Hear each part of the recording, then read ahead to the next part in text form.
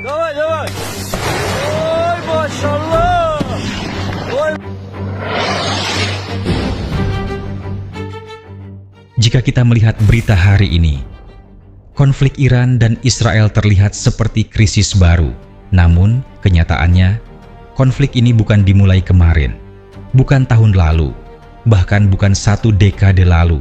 Akar persoalannya telah berkembang selama puluhan tahun.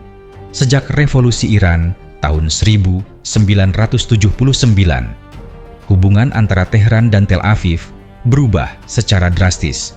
Dua negara yang sebelumnya memiliki hubungan tertentu berubah menjadi dua kekuatan regional yang saling memandang dengan kecurigaan mendalam. Sejak saat itu, setiap perkembangan militer, setiap aliansi, setiap teknologi persenjataan selalu dipandang sebagai ancaman oleh pihak lain. Dan ketika rasa saling percaya menghilang, setiap rudal, setiap pangkalan militer, setiap kapal perang menjadi alasan baru untuk bersiap menghadapi konflik berikutnya.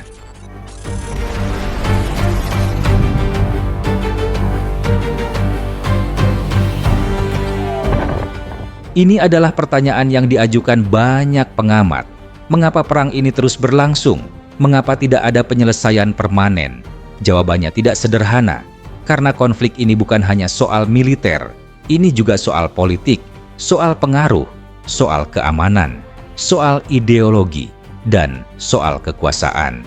Israel memandang Iran sebagai ancaman strategis utama, sementara Iran melihat kebijakan Israel dan dukungan Amerika Serikat sebagai ancaman terhadap kepentingannya di kawasan.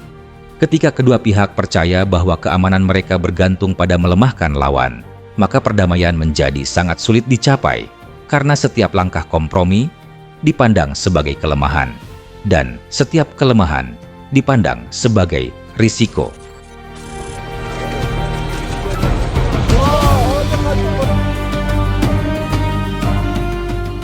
Tidak mungkin membahas konflik ini tanpa membahas Amerika Serikat.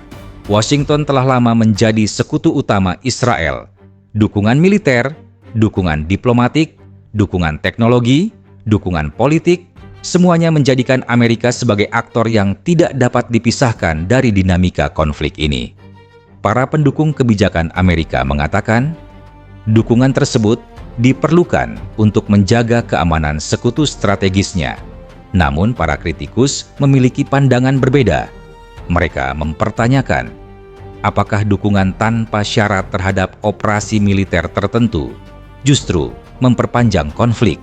Apakah tekanan yang diberikan cukup kuat untuk mendorong perdamaian? Ataukah justru memberikan ruang bagi eskalasi yang lebih besar? Pertanyaan-pertanyaan inilah yang terus muncul dalam berbagai forum internasional.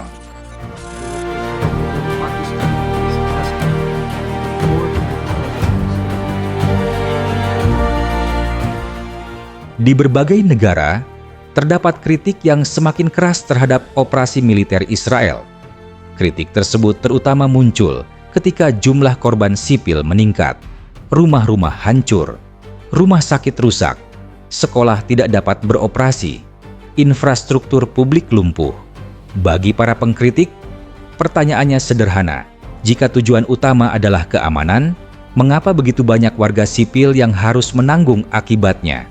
Sebaliknya, pemerintah Israel berulang kali menyatakan bahwa mereka bertindak demi melindungi negaranya dari ancaman yang dianggap nyata. Inilah inti dari perdebatan yang terus berlangsung. Dua narasi, dua sudut pandang, dan di tengah keduanya terdapat jutaan manusia biasa.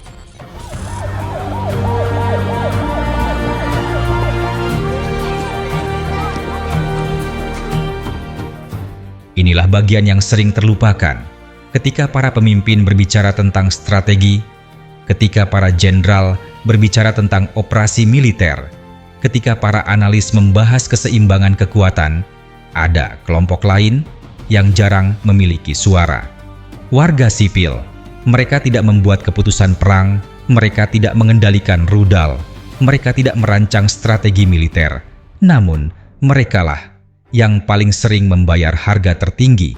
Anak-anak kehilangan rumah, keluarga kehilangan anggota keluarga, masyarakat kehilangan rasa aman, dan generasi berikutnya mewarisi trauma yang mungkin bertahan puluhan tahun.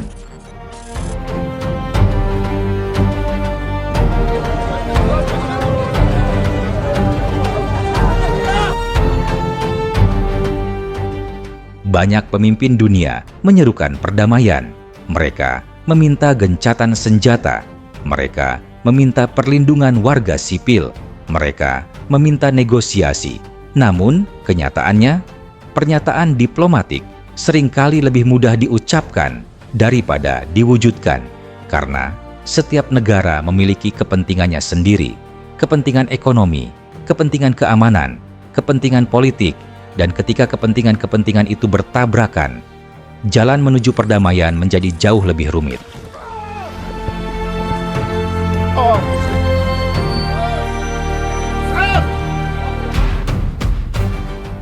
Tidak ada yang tahu pasti, tetapi para pengamat militer umumnya melihat 3 kemungkinan. Kemungkinan pertama, eskalasi jangka pendek, serangan meningkat, tekanan internasional bertambah, kemudian semua pihak kembali ke meja perundingan. Kemungkinan kedua, konflik berkepanjangan, tidak ada kemenangan mutlak, tidak ada perdamaian permanen, hanya siklus ketegangan yang terus berulang, bulan demi bulan, tahun demi tahun. Kemungkinan ketiga, skenario yang paling ditakuti, perang regional yang lebih luas. Lebih banyak negara terlibat, lebih banyak sumber daya dikerahkan, lebih banyak korban berjatuhan, dan lebih banyak ketidakpastian bagi dunia. قصف جديد قصف جديد يا شباب قصف جديد ما بنهاية الأركان خالص. Pada akhirnya, sejarah sering menunjukkan pola yang sama. Perang dimulai dengan keputusan politik, namun konsekuensinya ditanggung oleh rakyat biasa. Para pemimpin mungkin akan kembali berunding, para diplomat mungkin akan kembali bertemu, perjanjian baru mungkin akan ditandatangani. Tetapi, satu pertanyaan akan terus menghantui dunia. Berapa banyak nyawa lagi yang harus hilang sebelum perdamaian benar-benar memiliki kesempatan? Dan ketika generasi mendatang melihat kembali konflik ini, mereka mungkin tidak akan bertanya, siapa yang meluncurkan rudal pertama? Mereka mungkin tidak akan bertanya, siapa yang memenangkan pertempuran? Mereka mungkin hanya bertanya satu hal, mengapa ketika dunia mengetahui konsekuensinya, tidak ada yang mampu menghentikannya? Perang selalu dimulai oleh keputusan, namun penderitaan hampir selalu diwariskan kepada mereka yang tidak pernah diminta untuk memilih. Dan itulah realitas paling pahit dari konflik Iran, Israel, dan Amerika Serikat hari ini.